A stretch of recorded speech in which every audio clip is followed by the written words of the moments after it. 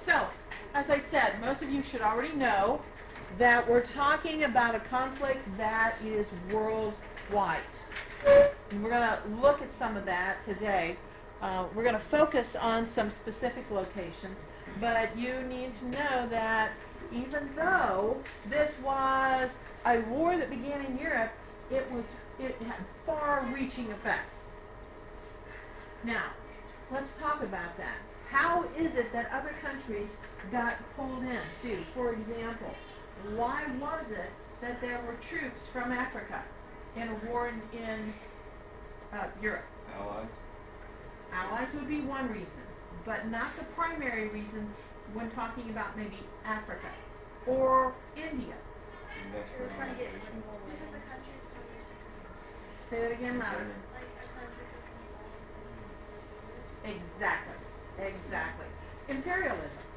Remember, many countries had control of nations all around the world, and so they basically expected, you are a part of us, you will support us. And so it wasn't unusual to have battles or groups of people from all over the world coming to fight this war. All right, so let's look at first Russia. Russia is part of the Allies, you know that. They are part of the Allies. They are the least industrial nation, and that is going to come back and bite them big time once the war is going full tilt. Russia is also poorly equipped. They have not been a country that has focused on militarism. Let me take that back.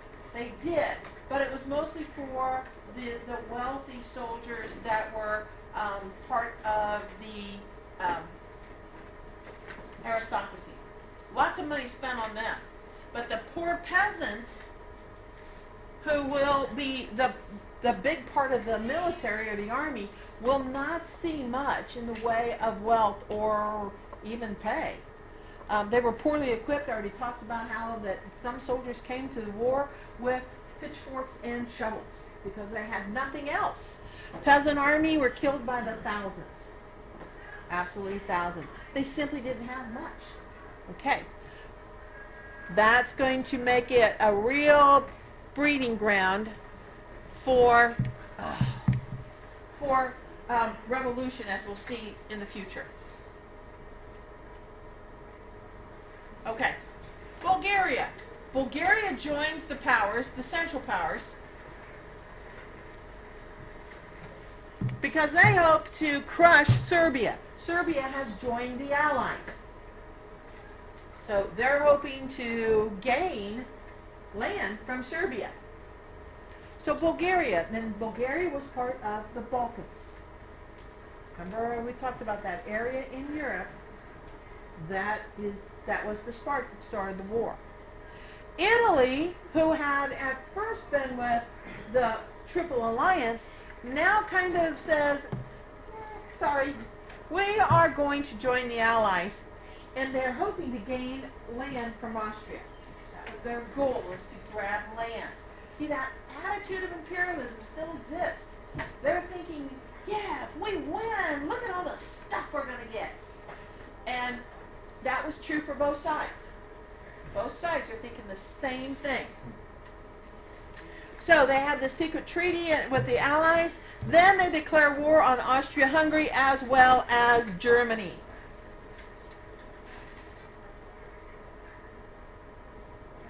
By 1917, Germany and Austria-Hungary do attack. I mean, they feel pretty well betrayed by Italy. They attack areas controlled by Italy. Italy is forced to retreat, and French and British troops, if they hadn't shown up, Italy would have been taken over pretty much by the Central Powers. It would have pretty much disappeared. Oops. Sorry. Okay.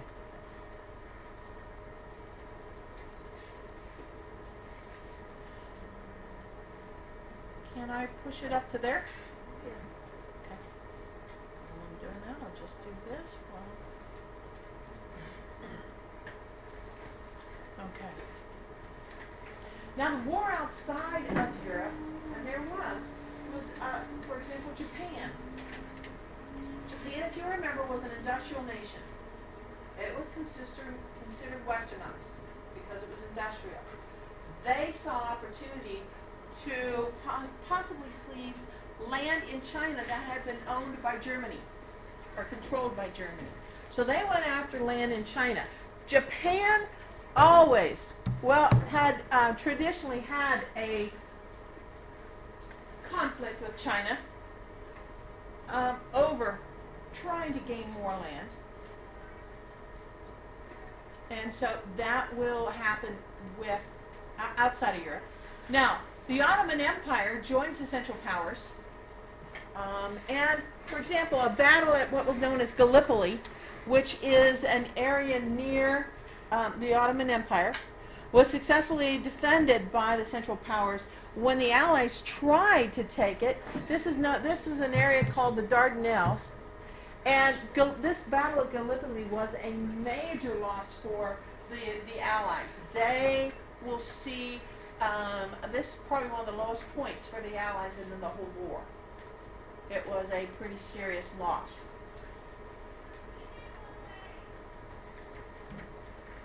I'll show you where the Dardanelles are in just a moment.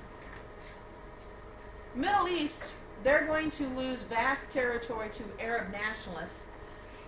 And if you have ever had an opportunity, and so far nobody has seen it, has anybody watched the movie Lawrence of Arabia? One! We had one out of the whole freshman class. Long movie. Yeah, it is. It's an old movie. It's a good movie, but it also has parts that you really snooze in, right? Yeah. There's parts that are really good, and then there's parts that are like, nah. But overall, it really is a good movie. And the story here is of a man, an Englishman, one man, who has such a vast influence on these Arab lands that he is successfully supports them as they overthrow the Ottoman Empire. The Ottoman Empire had traditionally controlled this area. He, just like I said, one man, he did have some helpers, but he was really the influence. He helped encourage the Arabs to take back their own land. Problem was, in the end, unfortunately, the British come flying in, and America, to kind of begin to control that area of land. World War I and the colonies. As I said, the colonies will play a role in the war. Allies are going to, for one example, Allies are going to overrun German colonies in Africa. Did I go too fast? Are we okay? Okay.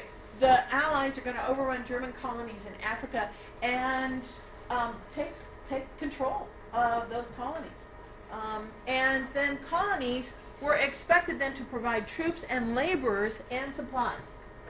So they weren't just to kind of sit there and be pretty. They were expected to participate and to provide any number of things. Some colonies are going to be reluctant to serve because of the lousy treatment they got by their controlling colonial governments. For example, Congo. Congo had been so badly abused by the Belgians. Do you think those people wanted to help Belgians? The Belgians? Heck no. They weren't interested in it. All right, and we can go back to the Arabs, nations. The Ottoman Empire expected them to support them, and of course they did not. That was the last thing they wanted to do. So there were a lot of examples where the colonies were completely reluctant in trying to help. Then we had other colonies that hoped that if they served, if they helped, that this would be a step towards their citizenship or independence, mostly independence. For example, and I've got Palestine and India up there. Palestine back then is today's Israel. That helps a little bit. Okay. India and Palestine said to Britain, who was their controlling area, said to them, look, we'll help, but we want independence, and we want to start getting that going. And Britain basically said, okay, we can talk about that. That makes sense. Yeah, we can do that. We can talk about it. Okay.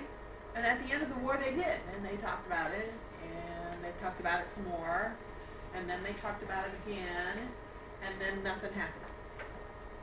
because basically they weren't going to give up anything. Okay, in fact, this will be an issue right through World War II. But at the beginning, anyways, this was where some colonies saw an opportunity to get out from under. Okay, we've got some folks that are doing things other than notes. Shut it down now.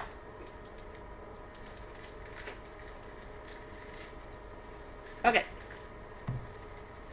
Now, oops, I forgot to get rid of that one.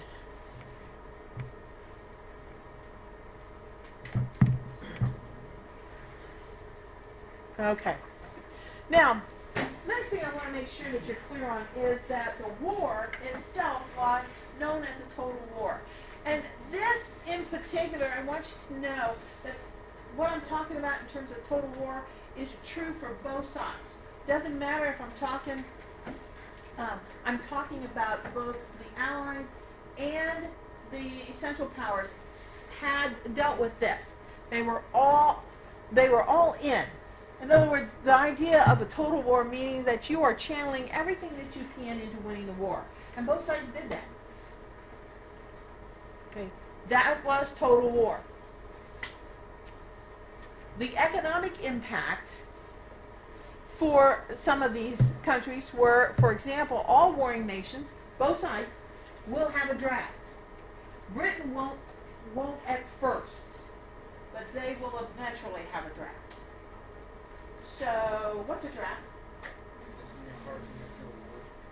When you say what is it? Yeah. We'll send you to war. Or, if nothing else, you are required to join the military. It isn't necessarily always a war thing, but you are required to join the military. Okay, so that is called a draft. Or also known as conscription. Yes, ma'am? I told him no. This won't take long to get through this page. And then, yeah. But you get to go first then. Okay. Germany established a system of forced civilian labor. Okay, and that meant that Germany, if you were a part of this, and they could tell you exactly where you were going to work. They weren't going to say, oh, farmers keep working. They were going to say, you know what, we need help in farming. We're sending you there. You might have been a factory worker. I don't care. I don't need factory workers. I need farmers. You're going. And so you didn't have a choice. You were told where you were going to work, and that would support the military or your war effort. Now, all governments raised taxes. All of them did.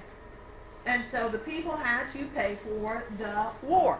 And the cost of the war, they also borrowed huge amounts of money, and by the time the war ended, most of the European nations that had participated heavily into this were pretty well bankrupt. Most of them didn't have much left. All right, rationing. Oops. Rationing means, there, are we okay there? Rationing means food and other products such as boots and gasoline are only available in limited supply. So if you wanted a pair of boots, you could have a pair of boots, but those boots might have to survive maybe a whole year, or maybe even the whole war, time of the war. Or if you wanted something like sugar, you might be permitted to have a cup of sugar a month for the whole family. So you would have a limited supply because food especially and boots and things like that was channeled towards the war. The soldiers needed those things. And so you would be without. You did without. And that was normal for wartime. Yes? Couldn't that be a reason why someone would want to join so they could get all that stuff? It could be possibly, yeah. But, you're looking at whole families left behind. So that would probably only be true of maybe a single person, because otherwise you really don't have much provided for your family. Yes, ma'am? Wouldn't some families send their children off to Some did, yeah. Some did, especially in World War II, because they saw kind of the handwriting on the wall with Hitler. Not as much here, not as much with World War I, although that wasn't unusual. Some people left, like families would leave, because they saw the possibility of war. Like, for example, I know of a doctor over in Richmond who, and his story was fascinating. He, his father fought as a German soldier, World War I. Hitler comes to power, and they are thinking, not so good. So they emigrate, and his father ends up as a soldier in World War II for the United States. Now, here's the interesting part: they were Jewish. So if you know about it, you should know. I mean, most everybody understands who went on the 8th grade trip what happened to the Jewish population in World War II in Europe. They were killed, right? The Holocaust, right? They were killed. So that's an interesting story. His grandfather fought for the Germans, and yet by World War II, his father was fighting for the United States because they saw. And so what you're saying is true. Yes. All right. Economic controls such as price setting and forbidding strikes. If you wanted more money, that wasn't possible. You had to accept whatever the price was for your job, and that was it. If you tried to strike, you could be thrown in prison. You could not. You were not permitted to do to strike for even better working conditions. It would have caused problems with morale. It would not have supported the war effort. Have they call it like treason Yes. against your Yes. country?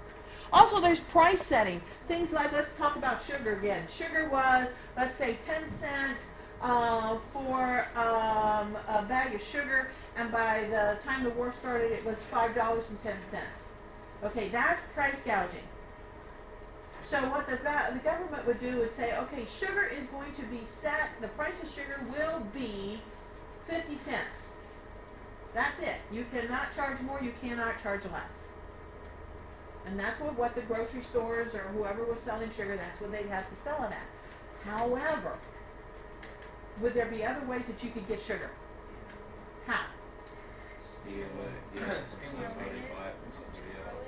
You could buy it from somebody else, but it wouldn't be legal because it would be price setting. What's that called when you buy illegally like that?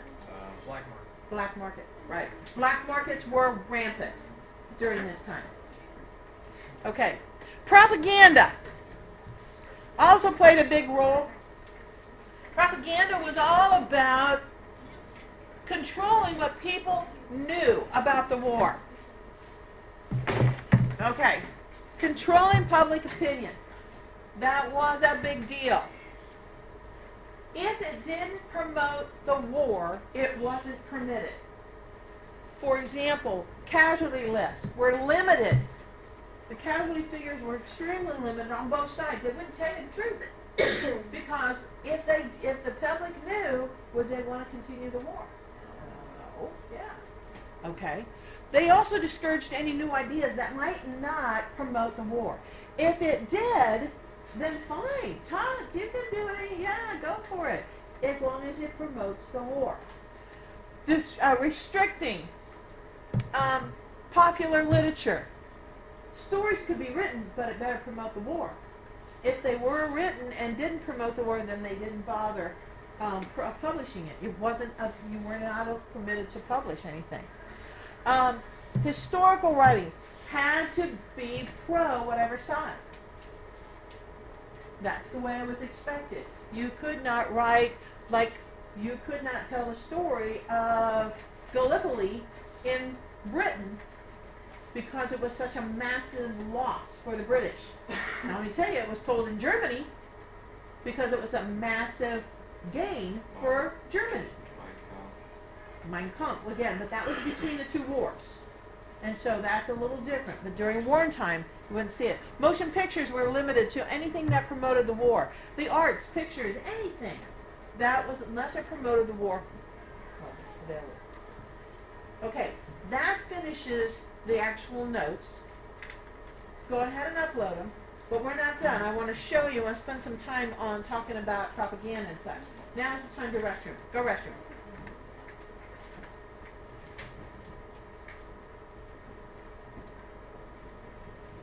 Go ahead and upload these. Go ahead and upload. And then as soon as she comes back here. All right, give me a moment here. So we should be done. Do what? Yeah, you can shut those down. Oh, that's a smart girl. Okay, just put it together and put it in the box. Here, staple it. I know, I'm stapling this one, but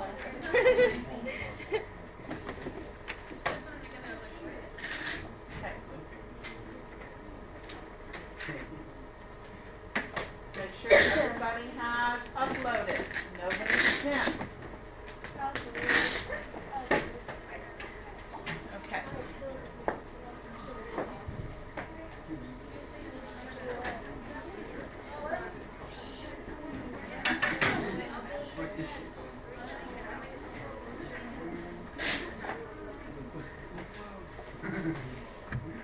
I'm going to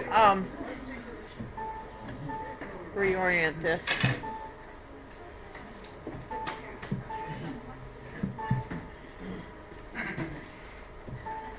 Wait, what are we doing first time?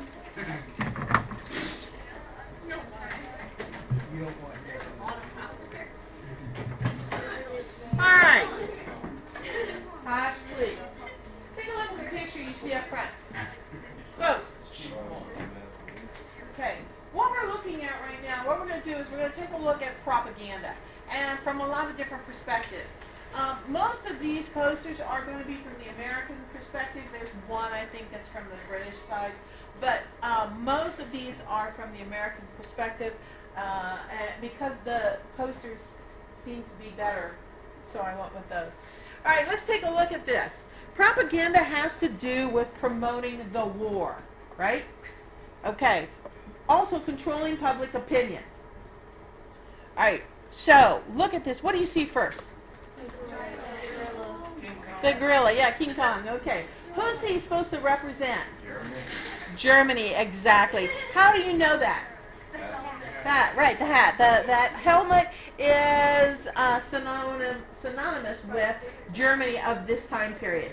They did not wear that helmet in the Second World War. Yes. Yeah, he is holding this bat, and it does say culture. Now, why would that be there? Destroy, yeah. Or it also could mean, from the German point of view, it could mean our culture is best. Are you sure it's not Lady Liberty? Do what? Like Liberty Statue? Yeah, we haven't talked about her yet. We're talking about the bat. Yeah, no, but it looks like that's for Crown and that's for George. Yes, it is. You're right. It is Lady Liberty. He is holding Lady Liberty. And so, what does that appear to be then? She is what? Yeah, she's very dramatic. Yeah, she's so, it is terrible what's happening. But let's look further at this. There's a lot here to notice. First of all, look at this line across here. What is that supposed to represent? What do you think? Lands? Okay, what lands? No. Yes, Europe. Say what? Shh. I cannot hear Desiree. Say it again. It is ruined. Yeah, it is ruined. So Europe has basically been ruined. By who? Germany, right. Okay, what does this area right here represent? The space between The sea that separates. What sea? Moses, the Atlantic Ocean. The Atlantic Ocean. And he is standing on, I know it's really hard to see. Oh, I see. He's standing on, it says America, right. He's standing right on top. Okay? Look at that. Oh my gosh. This is, what was this poster supposed to do? When it was seen, what were to be your reactions? Yes, exactly. Exactly. And destroy this mad brute, Germany. Enlist where? U.S. Army. All right. So it's promoting for you to join the army, guys. Although women, you could join in a very limited way in World War I. Christmas Okay. man and go. All Trust me, right. So here is an example of, that the propaganda was, you better get involved or they're going to be on our shores. Could that have happened? Yeah, it could have, but they were not taking the chance here. All right, let's look at another one. Oh, went too far. Oh, I lost it. Oh, hopefully it comes back. Thanks a lot. All right. Now look at this one. All right, the title is Beat Back the Hun with Liberty Bonds. Who's the Hun? Germans. Another name for the Another name for the Germans was the Hun or the Bosch. French call them the Bosch. We call them the Hun. Yes. Is that blood on its hands and stuff? It's a gun. Pretty much looks like it, doesn't it? It's more like Yeah. That's a bayonet. Yeah. Yeah. Very good. All right. What else captures your attention there? The map. the guy. The land. What's the land look like? No man's land. Again, no man's land. Yeah, Rita. It's just another word for Germans. The Huns were a ancient people that came from that area. And so you heard of Attila or Attila the Hun? Yeah. Okay, and so that's where it came from. Actually, the Huns didn't actually come from Germany, but it kind of is the attitude.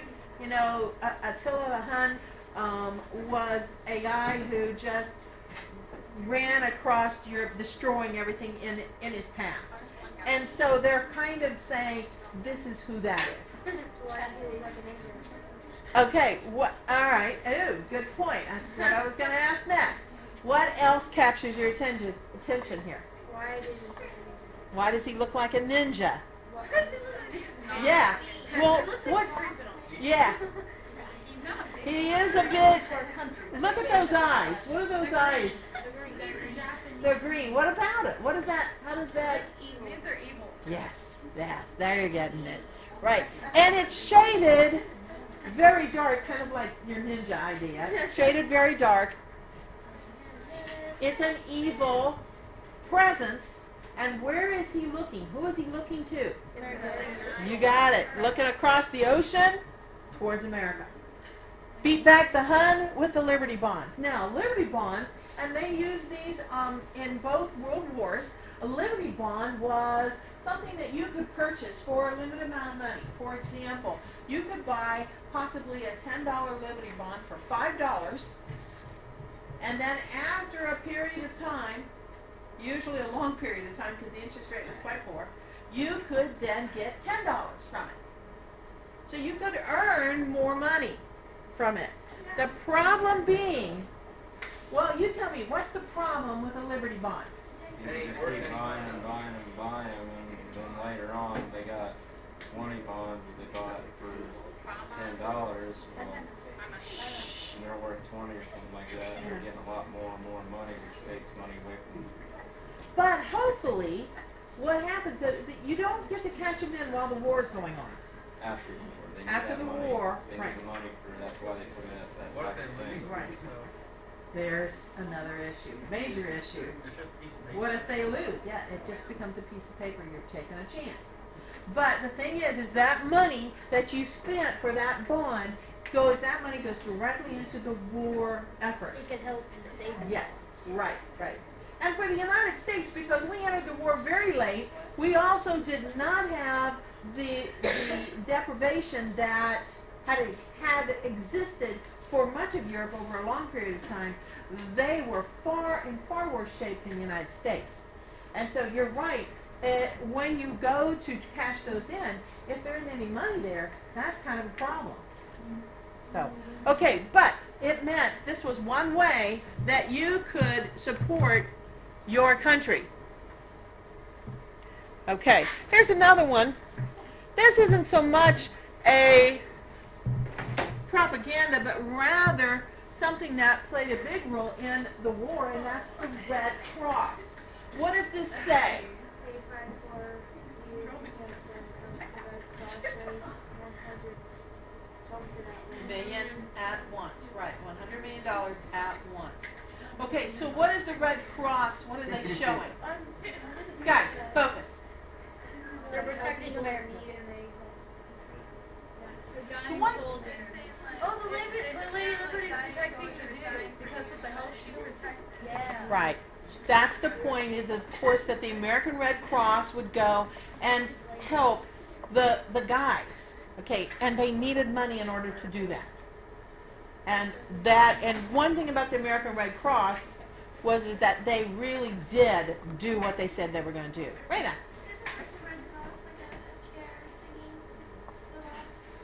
Yeah, it still exists today. For example, if and I know that has happened for a couple people, I believe, in the past, where houses burnt down, and the American Red Cross, it is not unusual for them to go immediately and provide like blankets and things for them, maybe look for homes for them to stay in until they can figure out what to do. The American Red Cross is an excellent organization. It is a non-profit organization. They're not looking to gain anything except to be helpful. Their costs are what money goes to the people are for the cost. In other words, it's not for profit. Yes. Shh. I'm sorry, she coughed right when you finished your sentence. What was it? Actually, the American Red Cross had been around for a long time, since the Crimean War. It had actually been around probably at least 50 years by this time. I believe it existed. It did not I don't think it existed during the Civil War, but it came into being as a result of the Civil War. They saw so much devastation. Yeah, they saw so much devastation. I heard about it. It was about this. It was on like a Ghost Adventures episode where Yeah. Her friend got shot because a bullet went through her house, and later that friend, after her friend died, she took her kids to raise them, and she ended up seeing all this wounded at Gettysburg. So she decided to make that happen. Yeah, so she came. Yeah. Okay. Yeah. One time I raised $200, they gave me $200 because I used 100 and like it stuff with one of my friends. Yeah. House burned down and I just gave it to him. They use their money well. They don't do a lot of things that are. Yeah, I'll get to it in a second. There's one more. There you are. All right. Let's see. Do I want to do? Yeah, I want to do this first. All right. Here's another one. This is a strong statement, because not everybody was able to go to war. Not all men could go to war. There were a lot of men who, for a lot of different reasons, could not. Could be some physical disability. Could be, and in some cases, it could be Age, sanity. age. But there's I'm thinking because of they're only child. conscientious objector. That's it. Conscientious objector would be somebody that maybe their religion would not.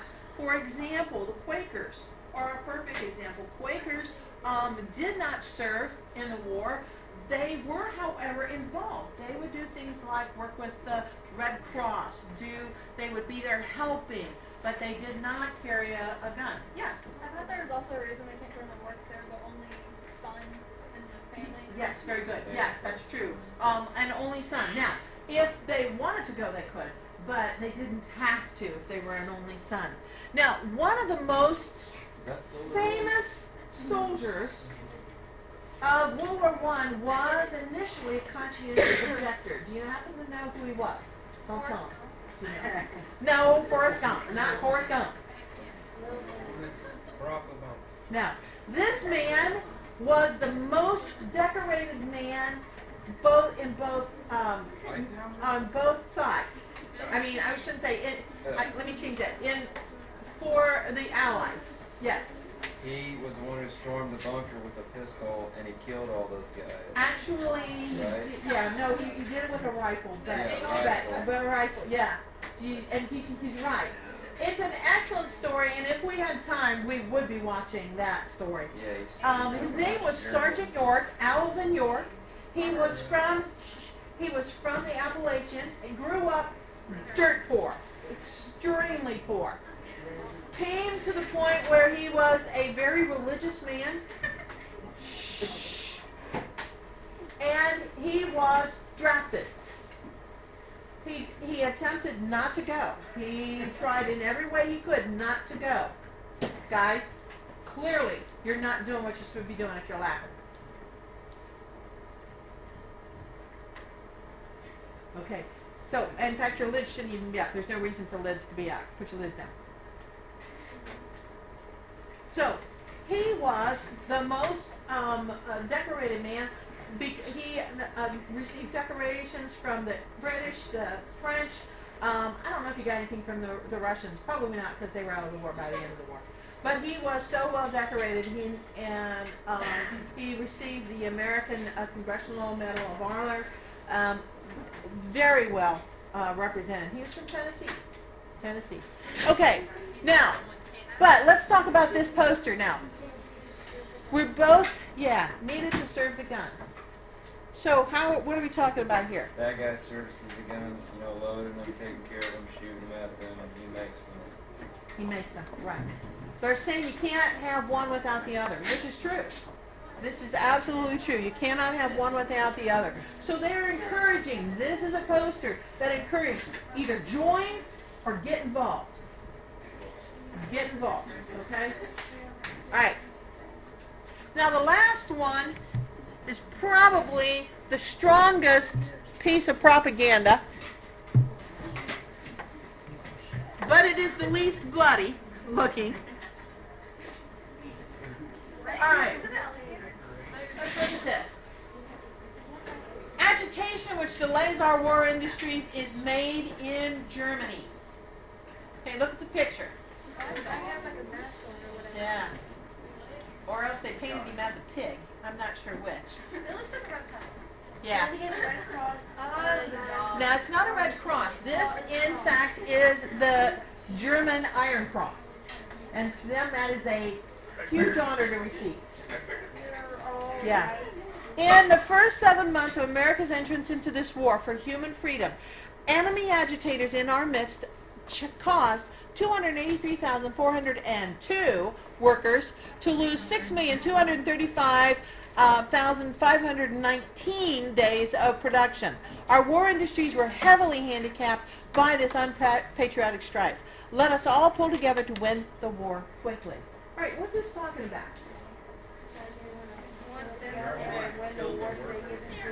Okay. That's true, but it's a little more specific than that. What else? Got it? Oh, sorry. Go ahead. Maybe there was Germans working in factories Okay. over here, and then they left because they wanted to be for their nation. Well, you're on the right track, but they didn't leave. Well, What would they have they done? sabotaged the rifles, making the sights off balance. They did that. Yeah. So this is what they're talking about. Here are the numbers. Guys, stop. The numbers are what are suspicious. How do they know it was 283,402? Because let's face it, this would not have been, okay, I'm an agitator, watch me. They would not have said that. Okay? Nor do they know that would have been the number. The point being, here's what they wanted. They wanted, for sure, if you're working in that factory and you see Mac is doing something maybe a little suspicious, what should you do? Always use your tell. Absolutely. Let's tell them. Especially if we find out Mac Messick. Ooh, German name. Oh. Could be a problem with Mac Messick. Yes. Shh. Guys, she is trying to talk. You're being rude. Stop. If someone spotted someone else could. It was an encouragement to tell. I mean, I know that the attitude today is, you know, you don't squeal on anybody. Well, this is, you do. Because it could be, you know what? Most people have family members in the war. Do you want to take the chance that family member is going to be harmed because of what somebody did? That's the mindset you'd have. Yeah, Rachel, what? Now, what if someone, the owner or someone found out that something was wrong, and then they found out some workers knew Sure. about it, but didn't say anything to them? Would they get in trouble for it? Possibly, yeah. Possibly. But it would depend on the circumstance. Certainly they would consider this treason. You could end up dead, or deported. A lot of Germans during World War I were seen as very suspicious, especially if, for example, you were new Germans. Okay? Yeah, or new to the United States, not new Germans. There's still American workers that mess up every once in a while. Sure. So what if somebody saw you mess up? Well, that's a concern. That would be a concern. So what if you were somebody who was new to the country, and you know that that's happened? What would you do? What would you do? Good afternoon, everybody. Time for a couple afternoon announcements. Good luck to our softball and baseball teams. They take on Ansonia tonight here at home. Both games will start at 5 o'clock. Remind to our BLT members that we do have BLT today. I asked them as soon as we get down here, get started, to be great so that we can begin. Wait for Hopefully, there. everybody, if at all possible. Just a reminder, seniors, you have your mandatory class meeting on April the 20th at 7:35. Otherwise than that, those are all the major announcements for today. Everybody have a great weight room, sorry, will be open today and Thursday. Everybody have a great Tuesday.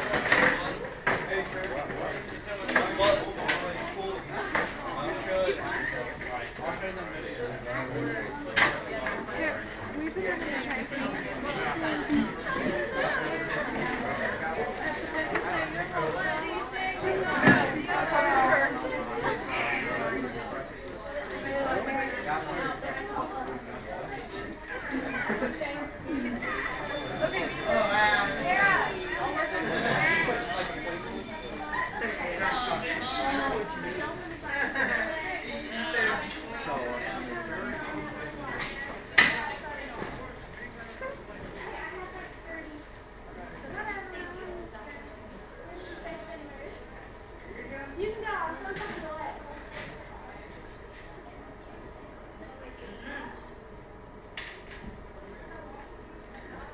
See you, Dakota.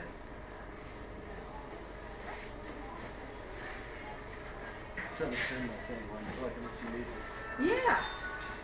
Well, you have a good day, okay? Or evening, anyways. Oh, I hope it doesn't rain. I want to get outside.